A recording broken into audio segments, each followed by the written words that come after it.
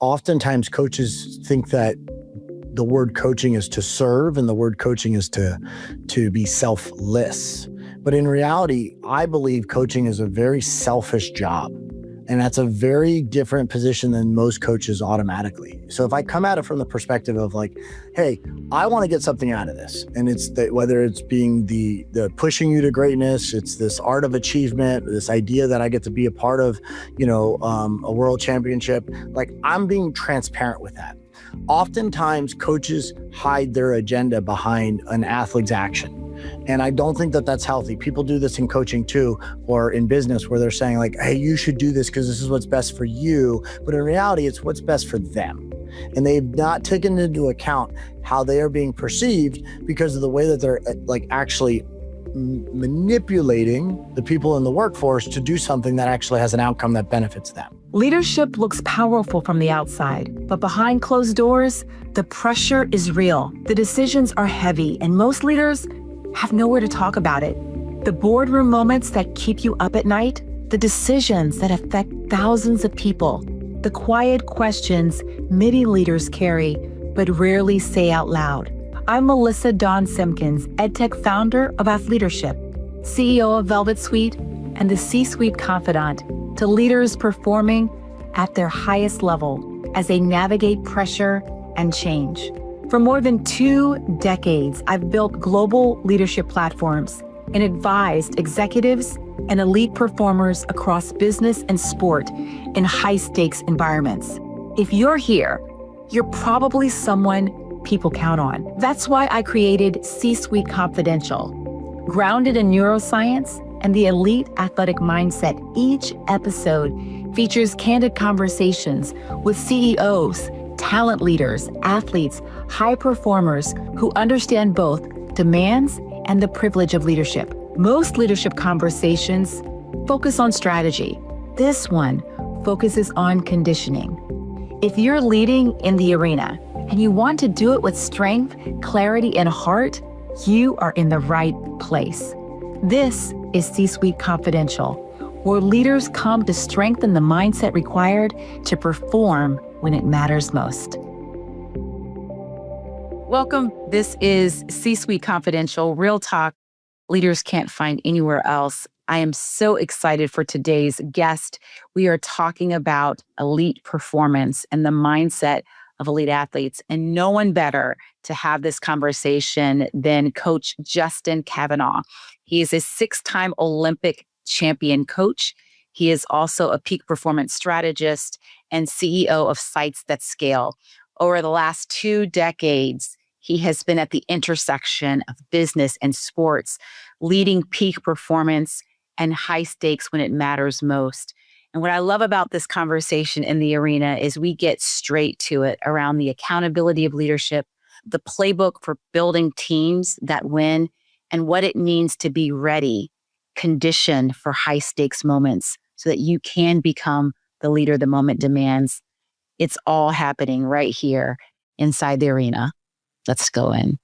Coach Cav, it is awesome to have you here on the show. How you doing?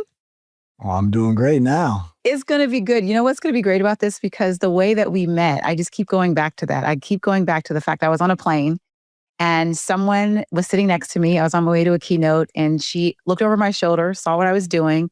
And she said, oh my gosh, you have got to meet Coach Cav. And this is a complete stranger. And I said, okay.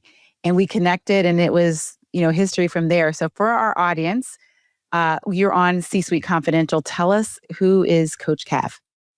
Well, outside of that Michelin star person that introduced you to me, I'm a coach by trade. So I'm a father, a husband. I have an 8-year-old boy. And for 23 years, I've coached at the highest level. I love competitive environments. I believe that every human wants to push their limit, and you'll never know where it is until they kind of like cross that line or there's a break point. Sports has transformed the way that I look at the world. My entire life has been really, how do I teach life lessons through sports? And now in the work that I do, working with high performing athletes and high performing coaches and CEOs, it's all about how do I teach business through the lens of sports? Because people are looking for that competitive advantage. And I don't think that you'll ever be able to tap into a competitive advantage unless you understand the rules of the game and then also have a really strong sense of awareness, which is what every good athlete and player has. Yes. How do you think we have to evolve the language of leadership to bring the connection of high performance sports and business together?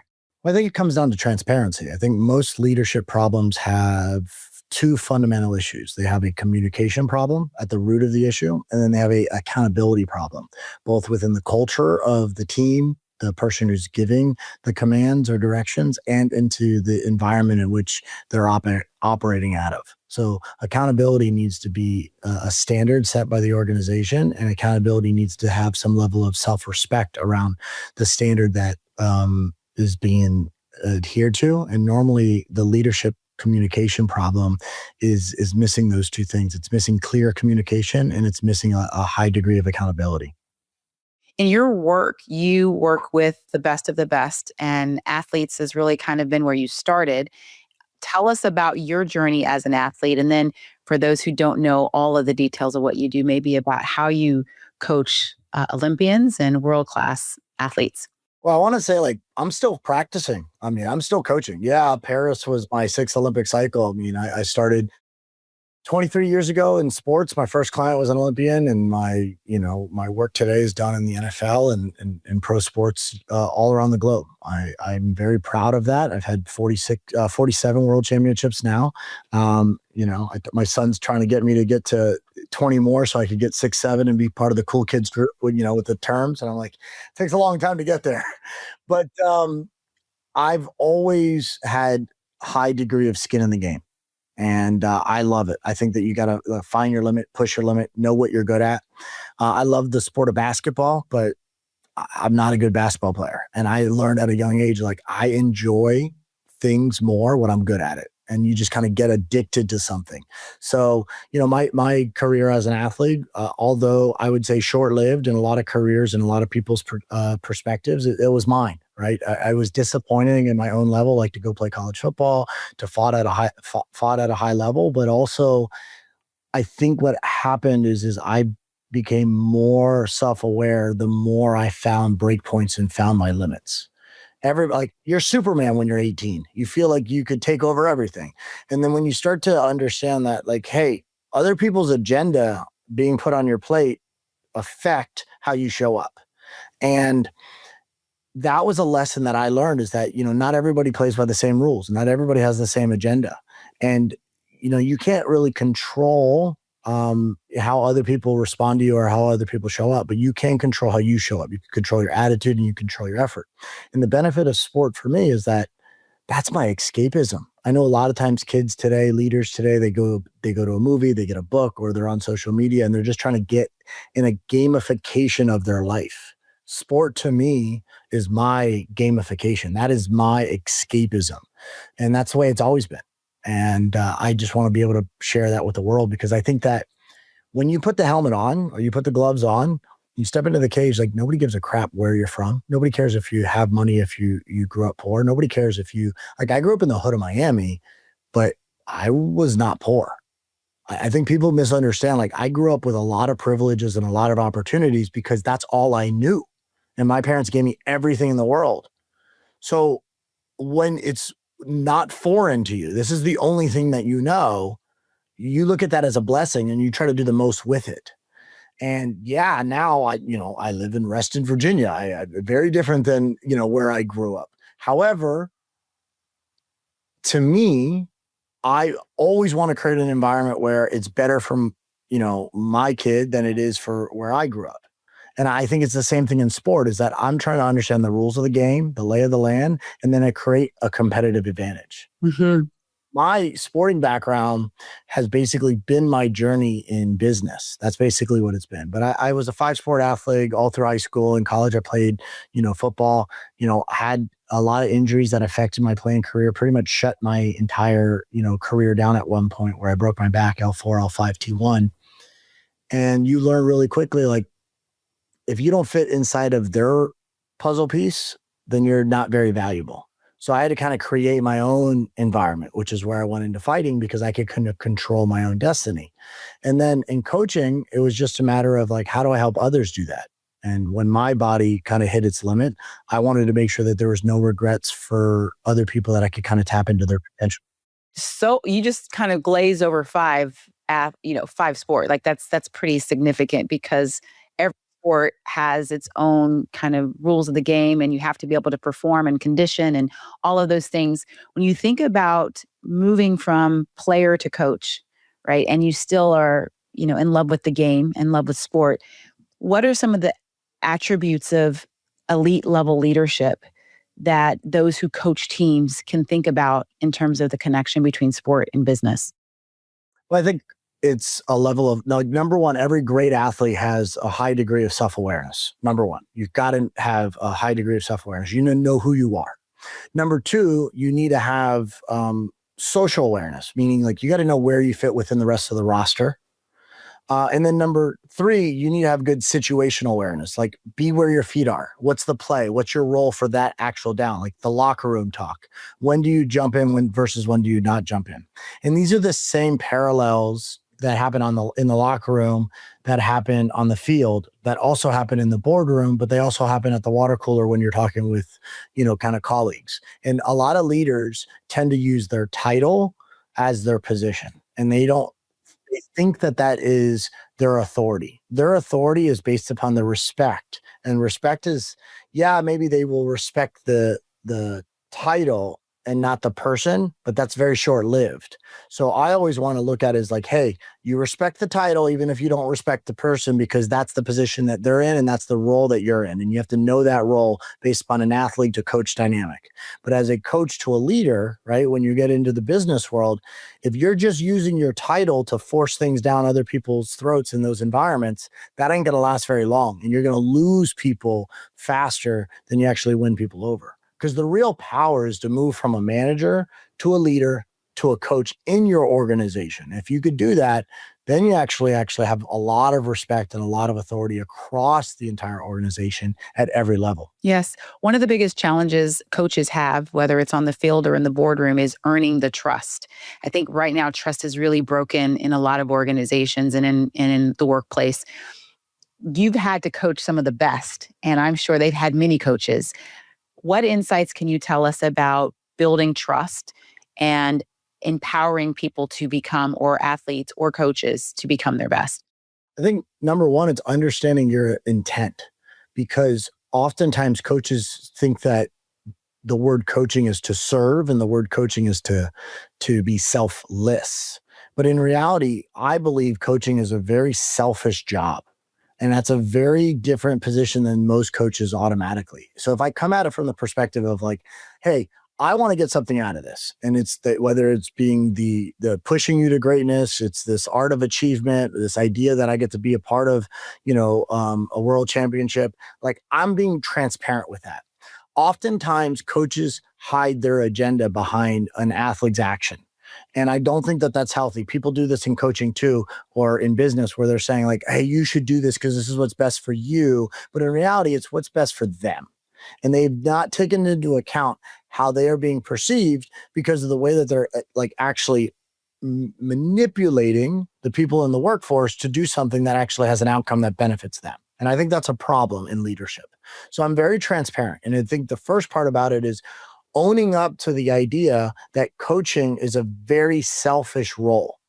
Is that I'm doing it because it's very fulfilling to me. I get a lot of fulfillment when we win. I don't really enjoy losing, but I'm not going to be able to win if I don't give the best to the athlete. And the minute that you make that clear, the athlete is aware of that. And now all of a sudden the athlete's like, okay, he's telling me that he's doing it for him. Every other coach in this world told me that they're doing it for me. And they're like, here's the handout. Nobody likes to feel like a victim. So if you are even creating a coaching relationship with a high performing athlete that's saying that you're giving them a handout, they feel like a victim. How is a victim supposed to be able to achieve something that's beyond their expectations that are opposed on that other people are putting on them if you're treating them like it's a handout? You say like, I'm the best in the world at what I do. You want to be the best in the world at what you do. Let's figure out a game plan to do what's in the best interest to get you to that level. That's not a conversation we're having in the workplace. Not in that way at all. As a matter of fact, I was on a panel yesterday, and it was fascinating, Coach, because it was a panel on veterans and athletes in their transition, both veterans and athletes in their transition to the workplace.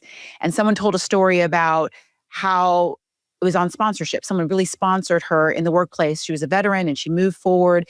And someone raised their hand in the audience and said, yeah, that was great, but they didn't sponsor you just because they liked you. They sponsored you because they knew there was something in it for them. And she said, absolutely. I helped make them $200 million in the business, right? So that level of transparency, what do you think keeps us from having that level of transparency in this dynamic? I think it's because the people that have that either manipulation tactic, they've never been to the top. People that have been to the top, they tend to be very transparent with you, like, hey, you're not going to like this, but I'm going to be very direct with you about it. And people are always basically kind of hedging their bet with other people in their organization, just like coaches are hedging their bet with an athlete where they're saying like, hey, like, oh, you're my guy. Like, we're going to make sure that this works out for you. But yet they just did a draft and they just picked up 2 other people to replace them just in case. Look, everyone's in it to kind of cover their own butt when it comes to their job. So just be open about it and say, hey, listen, this is a competition. You haven't really met where our expectations are of that role. And this is what I need to see in order to get the outcome that we want. But based upon our current process right now, this is where you stand. People need to have a transparent depth chart. But in business, they tend to be like, oh, you should do it this way for this reason. And then this is the outcome. And then 6 months later, you don't get the raise, you don't get the promotion. And then you wonder why. Yes. Or, the leader, the executive, right? We're talking C-suite. The executive has a team. They have a roster that they've got to deliver outcomes to the business based on who's up next. How do you begin to think about your roster? You've got a roster of Olympians, right? What separates those who perform at their top the best versus those who have potential but don't reach it? What do you see?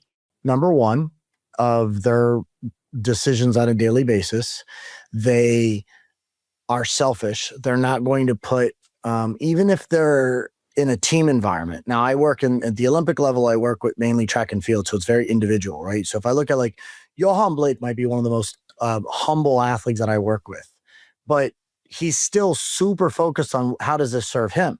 If he's going to be told by the team, even that, let's say he's running a 4x1 or they're with a group of people at the track club and they have to do some things together, he's not going to ever put his body in jeopardy that compromises his high performance. And they'll do it like, oh, well, I'll do this one for you. And then what, you expect them to do it for like in reciprocity? A high performing athlete is not going to like give you the advantage and then potentially create an injury in their body just so that you guys could do things together. They're on a freaking mission right now to get to the highest level. And the only way they could do that is if they not just turn over every rock that's possible in this journey, but they make sure that they don't have anything that's inhibiting them from slowing down.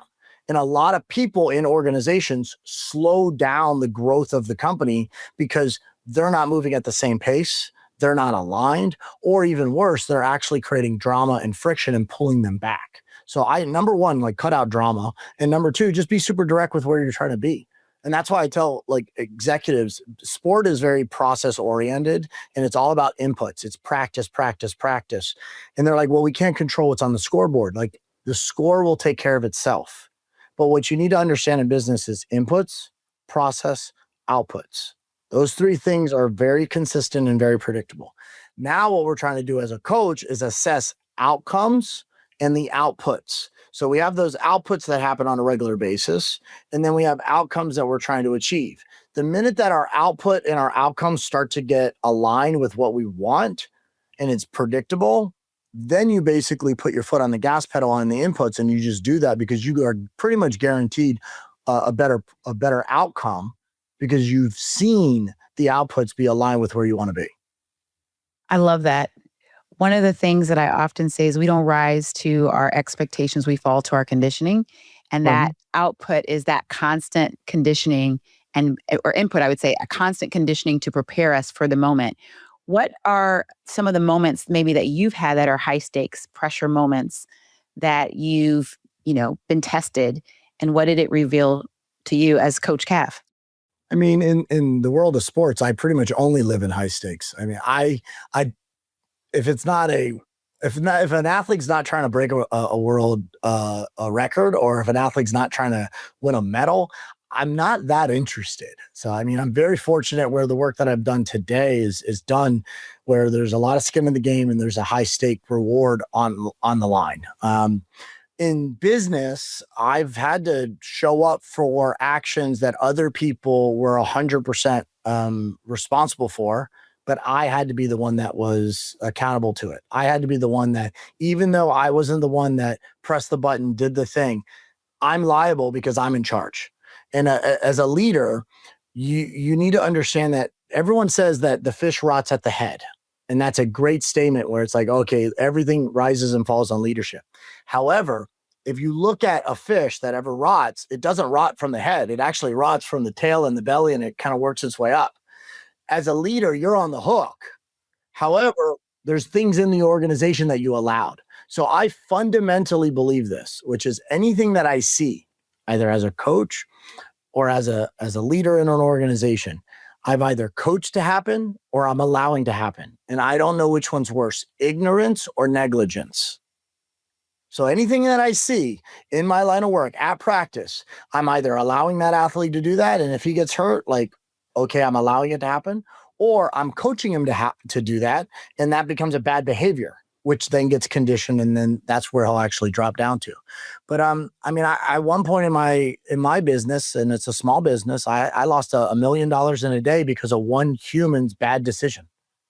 I had nothing to do with it. I was not involved in it. But guess what? Part of owning something is you own the risk. And I knew I had to show up every single day and share the message with the world so that the message wasn't being assumed by other people. So sometimes you have to step into an uncomfortable situation and fill the void so that people don't start to fill that void with whatever messages come to their own mind, because people think like that. And I think that's one of the hard parts about leadership is you're responsible whether you are responsible for the action or not. Do you think we have a real clear understanding of what it means to be a leader today? No, not at all. I think that it's misguided, misunderstood. And I think that there are a bunch of people that put people on the pedestal that have gotten to the top, but they've done it the wrong way. So a lot of times people look up to people of where they want to be, but how they got there has nothing to do with the integrity or values in which they have. And that is what then often causes the downfall. Well, because when you look at like leadership and you look at the people that are in those places right now, they got there by doing things that are out of alignment of the integrity which you have or that they say they have. But once they get to that point, now they're in a position of power. So they could say, hey, here's how you should act. But I don't know that anyone goes into a position knowing that they're going to make a bad character decision, right?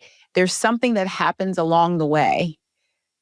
Maybe micro decisions, maybe it's the avoidance or not looking that way. Our audience, we're having real conversation. We can't have other places, but how do you feel like that happens? There's such a weight for C-suite leaders on how they show up.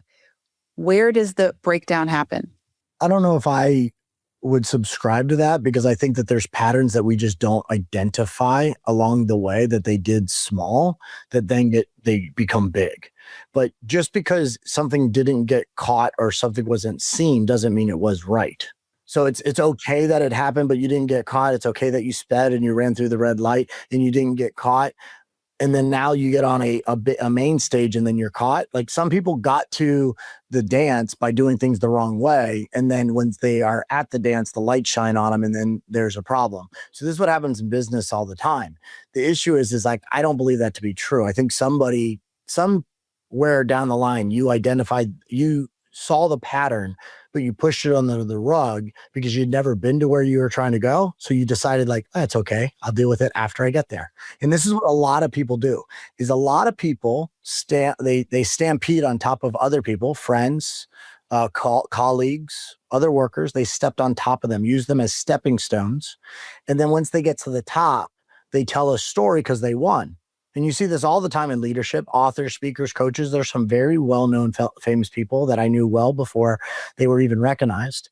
And you're like, wait a second, that's not what happened at all. And, that's it's an unfortunate reality that we deal with is the winner gets to rewrite history. The question is like, are you buying it? Because if you're buying it, then you're going to make those same mistakes too as a young leader, and you escalate your way up into the workforce or into the organization. Yeah. You said something that's a trigger word for me in a great way, which is patterns, because we are really just a compilation of patterns. And to your first point, a lot of times we're not consciously aware of the patterns we've created positively or negatively that ultimately lead to that place. So what is one truth about leadership that you've had to learn the hard way? I think there's a lot of lessons in it, but I think that people, just like kids, will like they'll follow your actions more than they follow your words. And the difficulty with that is when you talk about patterns, people are looking at like how you show up more than they're looking at what you tell them how they need to show up. So one of my first rules of working with me is I have a document of how to win with Coach Cav. And the first rule is you are expected to be on time. Expect me to be late. And I say it right out the gate. And that is a hard truth in my organization, because if I tell everybody like meetings start on time, you are where you need to be when you need to be there, and you are prepared for that work, and yet I show up late, now not only do I disrespect them, I'm disrespecting the values of the culture of our company. But the hard truth on my end is that I've made it very clear that based upon my schedule and my obligations, I am traveling all around the world. I have to go from multiple different environments to others. But I'm also very sensitive to the fact that sometimes I'm in environments where I cannot control the clock. Well, what am I supposed to do? Tell them like, hey, wait for me? No. Yes, I expect you to be on time. I want you to expect me to be late. But I also want to respect you to where it's my job to catch up. Meaning if I come into the meeting and I interrupt the meeting by saying like, hey guys, I missed this. Where are we? Catch me up. Then that's my fault. I'm smart enough to kind of get a read of the room, see what's going on, use my coaching eye to actually identify like where I need to step in and or back off. And if I can't do that, then now I don't have a leg to stand on. But people are going to watch on how you show up more than what you say. So some people will listen to this and say, well, wait a minute, that's a disconnect on what you say versus what you do. But what I'm hearing is that you're controlling the controllables. If your schedule is out of whack, then that's you giving them the reason why you're out and you're not able to be on time. Well, I think that more importantly, I'm not saying anything that's a dissonance from the other. I'm telling you very clearly, like you are expected to show up on time. Expect me to be late. If you're looking at the people that are in that role and you know that person is not going to adhere to the time schedule, then it is still a truth. What would not be a truth, where there'd be a disconnect, would be like every meeting in our company starts on time, and then I show up late with an excuse.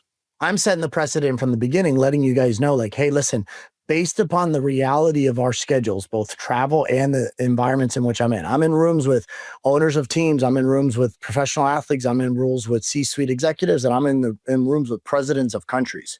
If they tell me that we're not leaving until this gets resolved, then my clock doesn't start or stop. It just goes until we're done. And people don't understand that when they are feeling like, well, wait a second, I had a 9:30 meeting. Yeah, your job is to make sure that you had built a buffer for your day to show up on time, to respect your time.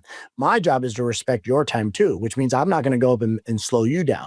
However, you need to have that awareness and expectation. Yeah, it sounds like parallel to what you talked about before. It's just being very transparent and upfront with the realities of your situation. It's the same thing with the scoreboard in sports, is that the scoreboard never lies, just like the eye in the sky never lies when you're doing coaching film. I seen something when I was on the field, or I felt something. That's great. But when you get to the study room and you start looking at the tape and we watch game film, we're like, oh, wait a second, that guy wasn't where I thought he was. Because perception and depth perception changes based upon the energy of the actual moment. How do you, because I think that's a very important point in leadership.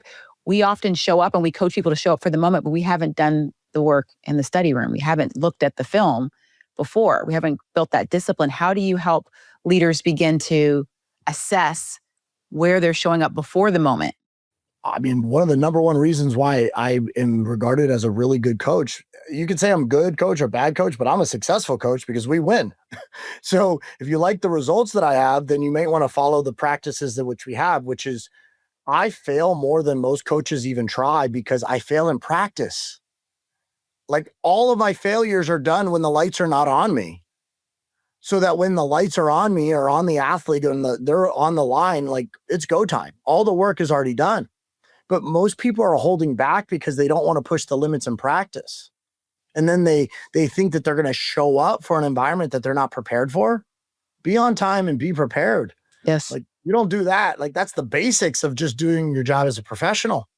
I love what you have on your website as an executive athlete. That's who I am. And I've been an athlete in many ways, but in the gym in the morning, I use that time to practice, mental practice, physical, pushing my limits, all of those things. Let's bring that into the executive who maybe doesn't even like sports, who doesn't even watch a game, who's like, that's great, I'm never going to be an Olympian, and they're still thinking very literal. How do you bring that into the boardroom for the average executive? I think business, don't you want to win? So I think at the end of the day, is like, do you like losing? Do you like getting your butt kicked? Even if you weren't an athlete at a younger level or enjoy sports, the greatest coaching lesson I've ever received was when I was in Barcelona, Spain. I was at the Picasso Museum and I was walking around and I got an incredible lesson and it became one of my greatest coaching lessons of all time. And I'm like, wow. Well, if art could teach me a lesson in sports, sports could teach you a lesson in business. And I'll tell you the story, which is Salvador Dali looked up to Pablo Picasso as like a mentor as an artist. And the girls in their life was the ones who ended up making the relationship work, which would tell you that you should listen to the women in your life because they're probably more powerful than your ego. But after some time, they built a great relationship, and there was this kind of mentor-mentee relationship over the years. And there you could see kind of his perfectionism in all of his different type of art styles with Dali, and then it evolved, and you could see that kind of creative nature that took place with Picasso, with Dali's and his later works as well. But one day, Dali wanted to create this painting of his mentor, which is Pablo Picasso. So he painted him, and then he shipped him the painting. And the story goes that Picasso opened the shipment up, looked at it, the painting that his mentee created of his image of his mentor, and never spoke to him ever again. And the lesson to me was the way you are seen from your students, from your athletes, or from the people that you mentor as a leader in your organization might be very different in which you think you're being seen. And I think it's really important for you to probably have that conversation sooner than if you do it when they ship you a thing and it may not even be what you want. You don't know how you're showing up. So your level of awareness might be one of the most important things. You took a whole new level to awareness. It reminds me, I'm a part of a CEO group, and one of my CEO compadres was like, he had a thing that he would do quarterly where he would ask his wife, his kids, how am I showing up, right? And it's great to do that in business, but then we think about personally, like, ouch. And give them the permission to say, you know what, you hadn't been the greatest dad this month, or you've been great. You know, I've really appreciated you as my husband. You've done these things. And so what I'm hearing you say is just the ability to receive feedback and a different perspective than what you think and what you see for yourself. How hard is that for leaders? I mean, I think that you should look at feedback as a gift because it's a present from someone who cares enough to tell you the truth. And you may not like the feedback, but that doesn't mean it's bad feedback. It just might be something that's not aligned with what you wish you were presenting. And in coaching, you need three things. Number one, you need to have perspective, which is your coaching eye, your ability to be able to see things that other people don't see. The punch that basically knocks you out is the one that you don't see coming. So in business, you need to be able to see things that are coming your way that other people maybe miss, because your job is to be able to see the board, see the playing field. That's perspective. Develop your coaching eye as a leader. Number two is you need attention. If you don't have the eyes and ears and energy of the people that you're communicating to, then you're just being loud. And that's the difference between noise versus a very clear signal. And as a coach, you need to be clear and concise. And you cannot do that if you're just banging on a bunch of things and you're not actually being direct with your message. So do you have the attention of the people that you're trying to lead? And then number 3 is you need direction. In order to lead somebody, you got to tell them where you're trying to go. Hey, this is where we are. This is where we're trying to go. This is the gap that we have between those 2 points that we're trying to achieve. And our job as a leader is to not just collapse time, but to close the gap from where you are versus where you want to be. And the minute you could give clear direction to a group of people that have your attention and the people that trust your coaching eye, now you could actually achieve it with the least amount of friction as possible. Brilliant. I have a question. One of the things I admire about sports and coaches specifically is clarity and simplicity of language. It's so clear. It's very specific. One of my favorite that I heard over and over again with the coach from Indiana was refuse to lose, right? Just very simple, refuse to lose.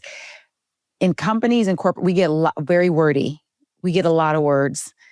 How do you help business leaders, particularly who want to get a team aligned, want to drive a mission forward? They've got to break through walls to build a business. How do you get them to simplify? What advice would Coach Cav give to simplify that message? Are you happy with the current results that you're getting? They're not, but they know. How do they get to the message? So the reason why I say, are you happy with the results that you're getting? And you clearly said they're not. Okay, well then, have you tested a shorter message? Because you haven't. And what happens with an organization is everybody wants to put their 2 cents in. And when it comes to communication, their 2 cents is 2 words and 2 words and 2 words. And when you start adding the damn thing up, you have basically 6 pages of a mission statement that means nothing. So as a leader of any organization, your job is to repeat yourself. You're a professional repeater. And I categorize people in my organization in one of 3 buckets. People that I have to manage, people that I need to lead or I get to lead, and then the people that I get to inspire to coach. And the level from management to leader to coach is a phase of how often do I need to repeat the same thing. And in that first bucket of the coaches, the true visionaries of their organization, the people that set the tone, set the standard, and adhere to the standard, you're probably saying things to them 1 to 3 times because you want to make sure that it was clear. You might have to say it from a different angle, a different perspective, or a different tone.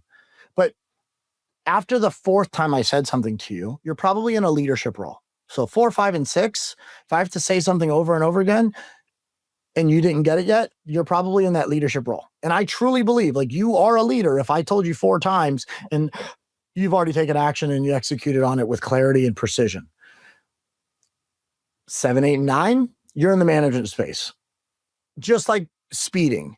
You know, cops say it all the time. If you're in a speeding zone and you do under 10 and you're like 9, you're fine. Okay. So you could keep your job. You're just going to be in the management space where I have to manage you on a regular basis. 10, you're mine. You're going to get a ticket, which means that ticket is out of the organization. Because if I have to repeat something 10 times and you still don't get it, we're not talking about a competency problem. We're talking about an intent and effort and drive problem. You have no desire to get better. None. So what bucket are you in? And what you'll find is if you're getting wordy with your content and with your communication, it's because you have a whole bunch of people that you have to manage. And you've created a standard of people that it's okay to not understand. And when you basically said, I am accepting the bar to be this low because the standard is not what you set. The standard is what you actually clear consistently. So I am setting the bar down here and I'm accepting basically this level of work where I have to repeat over and over and over to you until you do it. Because if they're still in the organization, then you're allowing that to happen. So my message to you is if you're long-winded, which I am, but you're not clear, which I would like to think I am, then it's probably because you're okay managing somebody.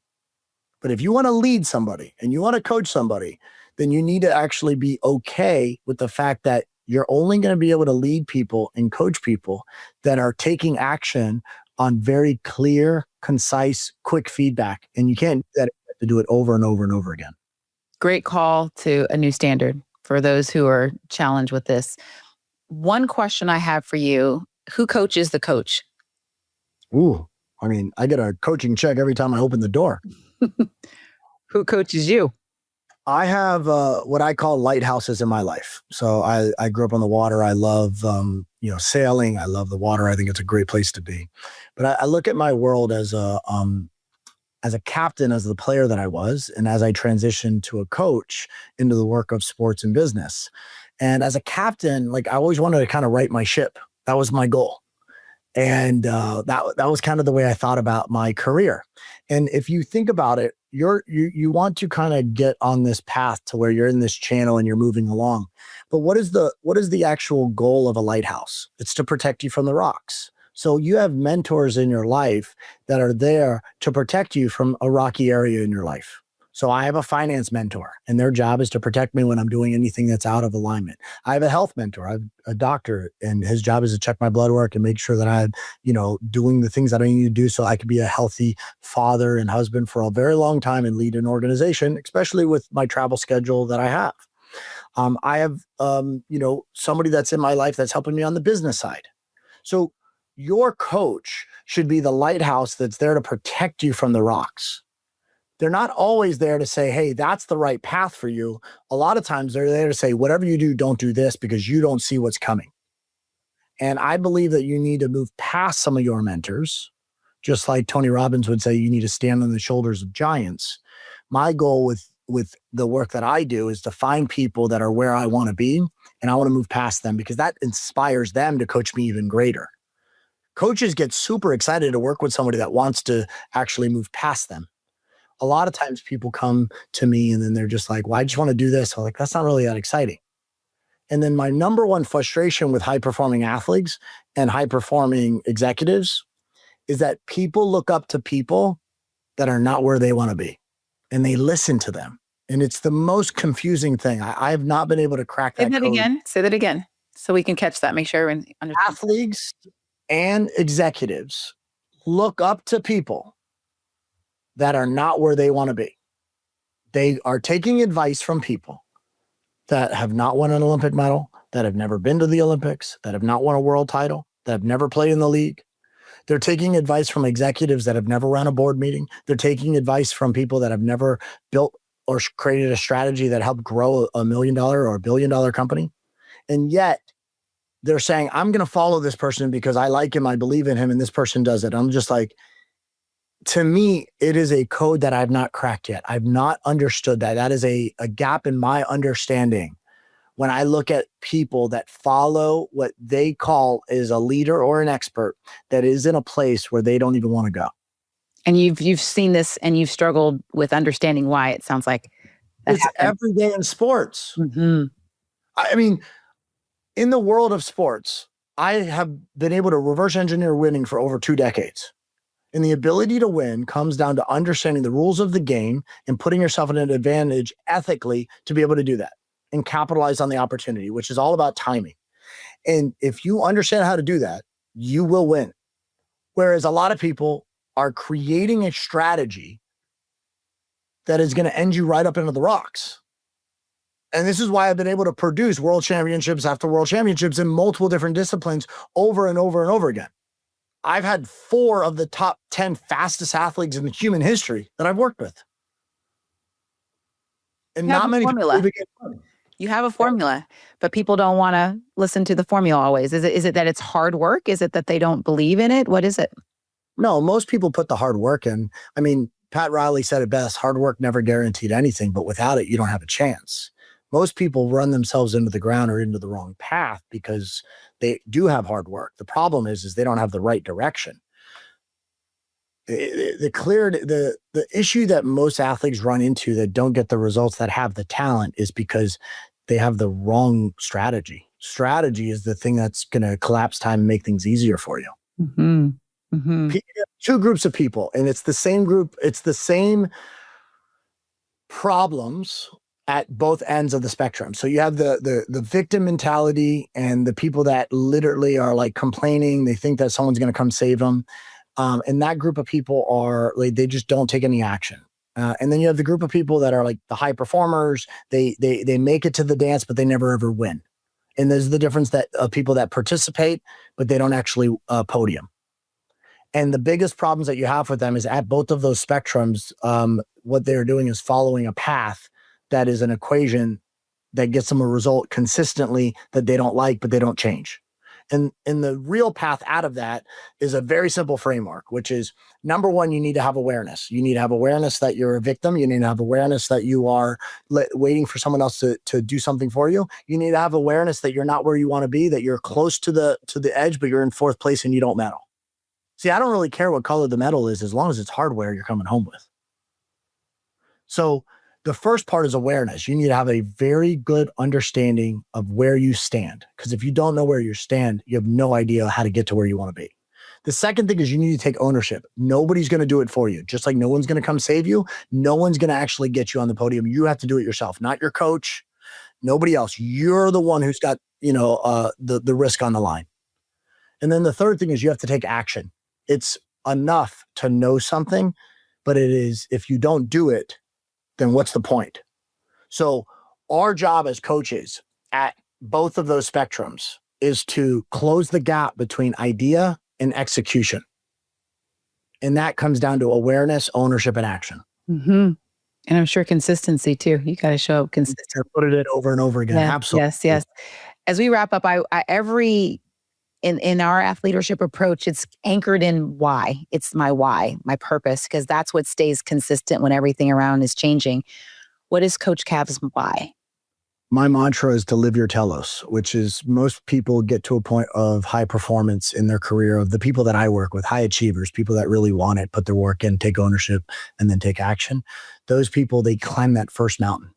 They get to the top, they play their sport. They basically land on the moon. They get to the Olympics, they podium, but then they come down. They get that like downer. They drop down. They're not really happy with what's going on because they look back in their life and they go, okay, I'm more than this, but this is my identity. And you have to change your identity. And what they need to learn to do is they need to learn to take the lessons, the habits, the conditioning, as you called it, to build it as a baseline of who they are and use it for a greater good, which is achieving that kind of second mountain. My job is to build a bridge between that first mountain and the second mountain so you don't have to go through the valley of despair. You don't have to go through the same heartaches and headaches that you did to get to that first level of achievement. And then from there, you'll get to the top. And that is about living a higher purpose, which is live your telos. I want to see you win, but you need to win the right way. Mm-hmm. So good. We need a Coach Cav coaching moment every day. How about it? I mean, I need that hair. I am jealous. I'll tell you what. You got. I mean, We'll swap. I'll give you the hair. You give me the coaching. don't try me. I could rock that if I could. I wish. I would. Oh my God. Thank you so much. This is great. I think what people fail to understand is that your opportunity to connect with somebody is one moment of gratitude away. And the easiest way to do that is publicly. So if you're listening to this and you got any sort of feedback from, Melissa or myself, my recommendation is actually to like send that note in, send the takeaway that you got. But more importantly, think about it from the frameworks in which we gave you. So number one is what's the level of awareness where you are right now in your life? Number two, are you going to take ownership? Are you a victim? Are you waiting for someone else to do it for you? And then number three, like, are you going to take action and when? Because if you're able to do that, you'll build exactly what Melissa said, which is the conditioning in your life. And here's the thing that's fascinating about conditioning. So there's 4 physical qualities: strength, speed, flexibility, and endurance, which a lot of people would combine with conditioning. Conditioning is all of those physical characteristics combined into a single action that's done repeatedly. Conditioning is specific. It's the one thing where if I have general strength, if it helps me push somebody out of the way, I can use my general strength to do something specific. But conditioning, if I could run a marathon, that doesn't mean I could swim. If I could swim, it doesn't mean that I could bike. If I could bike, it doesn't mean I could box. Conditioning is specific.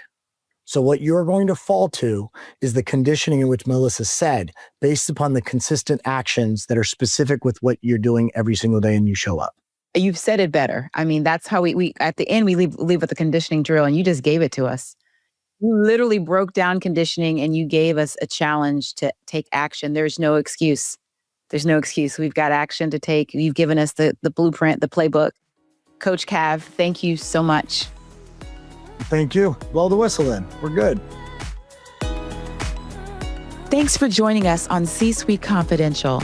Every episode is designed to help you condition your leadership for pressure, performance, and long-term impact. If today's conversation resonated, be sure to subscribe on your preferred podcast platform so you never miss an episode. For more insights on athleadership, where elite athletic mindset meets next-level leadership conditioning, visit athleadershiparena.com. Until next time, remember, leaders aren't born, they're built. You've got this.